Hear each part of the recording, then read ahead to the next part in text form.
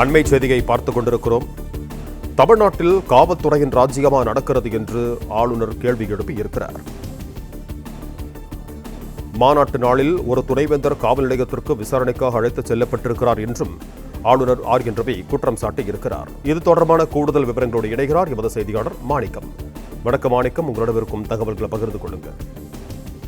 ஆளுநர் R N Ravi இன்றைய தினம் துணைவேந்தர்கள் மாநாட்டில் பேசியிருக்கக்கூடிய விவகாரங்களுக்கு அடுத்து தற்பொழுது ஒரு அறிக்கை ஒன்றை ஆளுநர் மாளிகை மூலமாக வெளியிடப்பட்டிருக்கிறது. அதில் ஆளுநர் தரப்பிலிருந்து தமிழக அரசு செயல்பாடுகள் மூலமாக ஒரு கேள்வியை அவர் எழுப்பியிருக்கிறார். அதாவது தமிழ்நாட்டில் காவல்துறை ராஜ்யமா நடக்கிறது என்ற கேள்வியை ஆளுநர் எழுப்பியிருக்கிறார். காவல்துறையினரால் துணைவேந்தர்கள் அச்சுறுத்தப்பட்டதன் காரணமாகவே இன்றைய தினம் நடைபெற்றிருக்கக்கூடிய துணைவேந்தர்கள் மாநாட்டில் துணைவேந்தர்கள் கலந்து கொள்ளவில்லை என்று குற்றம் சாட்டியிருந்தார் ஆளுநர் ஆர் என் ரவி. இந்த சூழல்ல முதலமைச்சர் மு.க. ஸ்டாலின் இந்த விவகாரங்கள் குறித்து அச்சம் அடைகிறாரா என்ற ஒரு கேள்வியை ஆளுநர் ஆர் என் ரவி எழுப்பியிருக்கிறார். தற்போது இன்றைய தினம் குடியரசு துணைத் தலைவர் ஜெகதீப் தன்கர் சிறப்பு விருந்தினராக கலந்து கொள்ளக்கூடிய தமிழ்நாடு பல்கலைக்கழகத்தினுடைய துணைவேந்தர்கள் மாநாட்டை ஆளுநர் ஆர் என் ரவி ஒருங்கிணைத்திருந்தார்.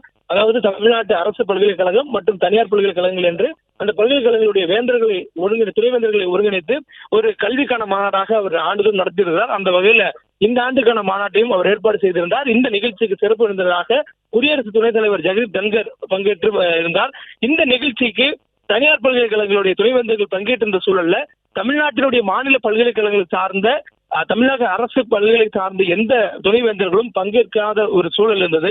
இதை விமர்சித்து பேசியிருந்த ஆளுநர் ஆர் என் ரவி துணைவேந்தர்கள் இரவோடு இரவாக உளவுத்துறை மூலமாக மிரட்டப்பட்டிருக்கிறார்கள், அதன் காரணமாகவே அவர்கள் இந்த நிகழ்ச்சியில் பங்கேற்கவில்லை என்ற ஒரு குற்றச்சாட்டை வைத்திருந்தார்.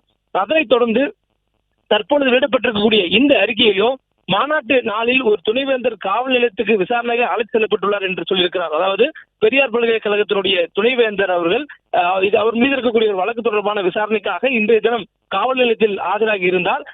இதை குறிப்பிட்டு சொல்லியிருக்கக்கூடிய ஆளுநர் ரவி அவர்கள் உதகையில் துணைவேந்தர்கள் தங்கிய விடுதிகளின் அறை கதவுகள் நள்ளிரவில் தட்டப்பட்டுள்ளன எனவும் மாநாட்டில் பங்கேற்றால் உயிருக்கு மோசமான விளைவுகள் நேரிடும் எனவும் துணைவேந்தர்கள் அச்சுறுத்தப்பட்டிருப்பதாக ஆளுநர் ஆர் என் ரவி குற்றச்சாட்டியிருக்கிறார். மாநாட்டில் கலந்து கொண்டால் வீடு திரும்ப முடியாது என்று துணைவேந்தர்களை காவல்துறையினரால் அச்சுறுத்தப்பட்டிருக்கிறார்கள் என்றும் ஒரு குற்றச்சாட்டை வைத்திருக்கிறார். அதாவது ஆளுநர் ஆர் என் ரவி ஏற்பாடு செய்திருந்த பல்கலைக்கழக துணைவேந்தர்களுக்கான மாநாட்டில் துணைவேந்தர்கள் பங்கேற்றால் அவருடைய உயிருக்கே அச்சம் ஏற்படும் என்று அச்சுறுத்தல் கொடுக்கப்பட்டிருப்பதாகவும் அதுவும் காவல்துறையினர் மூலமாக அந்த அச்சுறுத்தல் ஏற்படுத்தப்பட்டிருப்பதாகவும் ஆளுநர் ஆர் என் ரவி ஒரு பகிரங்க குற்றச்சாட்டை வைத்திருக்கிறார். தொடர்ந்து இதனால் இந்த தமிழ்நாட்டில் எந்த அரசு நடைபெறுகிறது, காவல்துறையினுடைய ராஜ்யம் நடக்கிறதா என்ற ஒரு கேள்வியும் ஆளுநர் அவர்கள் முன்வைத்திருக்கிறார். மேலும் முதலமைச்சர் ஸ்டாலின் அவர்கள் ஆளுநர் கூட்டியிருக்கக்கூடிய இந்த கூட்டத்தை கண்டு அச்சப்படுகிறாரா என்ற ஒரு கேள்வியும் முன்வைத்திருக்கிறார். மேலும் முதலமைச்சர் மு.க. ஸ்டாலினுடைய செயல் அவசர நிலையை நினைவூட்டுவதாக குறிப்பிடக்கூடிய ஆளுநர் ஆர் என் ரவி துணைவேந்தர்களை தடுத்திருக்கக்கூடிய முதலமைச்சர் தடுத்து விட்டார் என்ற ஒரு குற்றச்சாட்டையும் வைத்திருந்தார். அதாவது காலையில் அவர் பேசும்பொழுது துணைவேந்தர்கள் அச்சுறுத்தல் காரணமாகத்தான் பங்கேற்கவில்லை என்று சொல்லியிருந்தார். இந்த சூழல்ல தமிழக முதலமைச்சரே இதனை செய்திருக்கிறார், தடுத்து விட்டார் என்ற ஒரு குற்றச்சாட்டையும் ஆளுநர் ஆர் என் ரவி அவர்கள் வெளிப்படையாக வைத்து விட்டார்.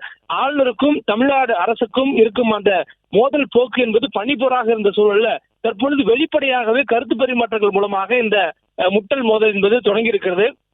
குறிப்பாக ஆளுநருக்கு எதிராக உச்சநீதிமன்றம் கொடுத்த தீர்ப்பை அடுத்து ஆளுநர் கூட்டியிருக்கக்கூடிய பல்கலைக்கழக துணைவேந்தர்கள் மாநாட்டிற்கு துணைவேந்தர்கள் பங்கேற்காதது தமிழ்நாடு அரசின் காவல்துறை மிரட்டியதனால்தான் அவர்கள் பங்கேற்கவில்லை என்ற குற்றச்சாட்டு ஆளுநர் மூலமாக முன்வைக்கப்பட்டிருந்தது.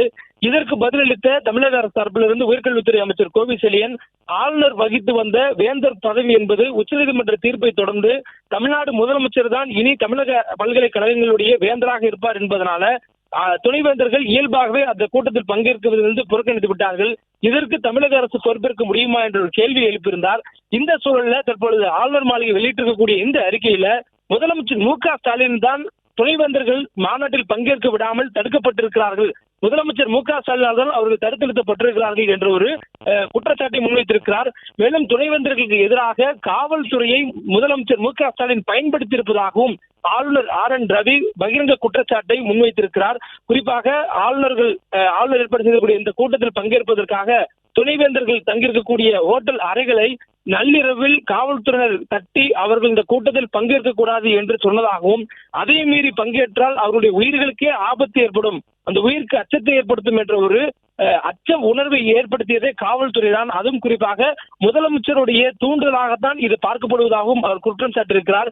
மேலும் காவல்துறையை பயன்படுத்தி பல்கலைக்கழகங்களுடைய துணைவேந்தர்களை மாநாட்டில் பங்கேற்க விடாமல் தடுத்திருக்கிறார் மு.க.ஸ்டாலின் முதலமைச்சர் என்ற ஒரு குற்றச்சாட்டை ஆளுநர் அவர்கள் தற்பொழுது முன்வைத்திருக்கிறார்.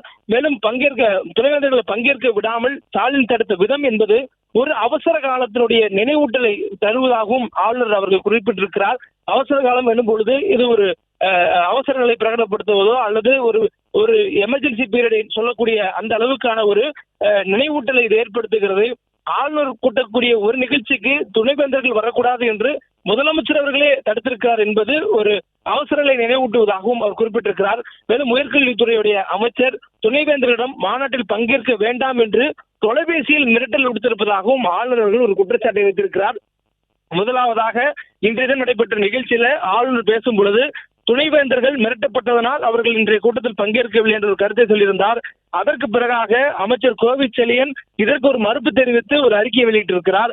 அதற்கு பிறகாக தற்பொழுது மீண்டும் ஆளுநர் RN ரவி அவர்கள் இந்த துணைவேந்தர் மாநாட்டில் துணைவேந்தர்களை பங்கேற்க விடாமல் முதலமைச்சர் அவர்கள் காவல்துறையை பயன்படுத்தி தடுத்து விட்டதாகவும், அதுவும் அவர்கள் அந்த எச்சரிக்கையை மீறி பங்கேற்றால் அவர்களுடைய உயிருக்கே ஆபத்து ஏற்படும் என்ற அளவுக்கு அச்சுறுத்தலை ஏற்படுத்தி துணைவேந்தர்களை ஆளுநர் ஏற்பாடு செய்திருந்த அந்த மாநாட்டில் பங்கேற்க முதலமைச்சர் தடுத்து விட்டார் என்ற குற்றச்சாட்டை ஆளுநர் வைக்கக்கூடிய சூழல்ல உயர்கல்வித்துறை அமைச்சர் கோவிச்செழியன் துணைவேந்தர்களிடம் நேரடியாக தொலைபேசியில் தொடர்பு கொண்டு மிரட்டல் விடுத்து அவர்கள் இந்த கூட்டத்தில் பங்கேற்க விடாமல் செய்திருக்கிறார் என்ற ஒரு குற்றச்சாட்டையும் ஆளுநர் RN ரவி முன்வைத்திருக்கிறார்.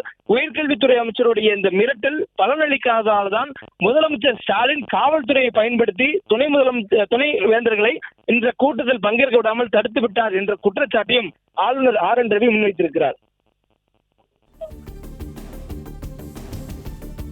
நன்றி மாணிக்கம், உங்க தகவல்களுக்கு. பிளே ஸ்டோர் மற்றும் ஆப் ஸ்டோரில் இருந்து பாலிமர் செயலியை QR கோடு மூலம் பதிவிறக்கம் செய்யுங்கள். செய்திகளை உடனுக்குடன் பெறுங்கள்.